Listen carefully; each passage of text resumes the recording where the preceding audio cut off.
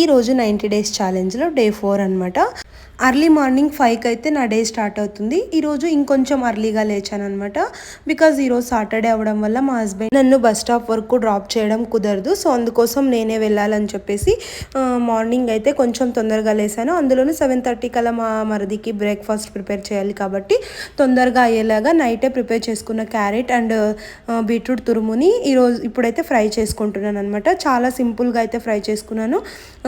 నార్మల్గా తిరవాత పెట్టుకొని కొంచెం కొబ్బరి, ధనియాల పొడి, కారం పొడి యాడ్ చేసి కొంచెం కొత్తిమీర మంచిగా ఫ్రై చేసుకోవడమే.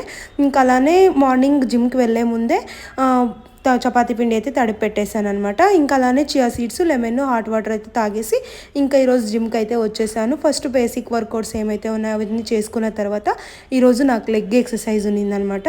సో నేను కొంచెం స్పీడ్గా చేస్తున్నానని చెప్పేసి కోచ్ వచ్చి మళ్ళీ స్లోగా చేయాలి అని చెప్పి చూపిస్తున్నారనమాట. బాడీ ఫ్రీ చేసుకొని ఇంటికి వచ్చేసాము. ఇంకా చపాతీ, అలానే బీట్రూట్ బ్రేక్ఫాస్ట్, అలానే దాల్ అండ్ రైస్ మధ్యాహ్నం లంచ్ అనమాట. వీడియో నచ్చితే లైక్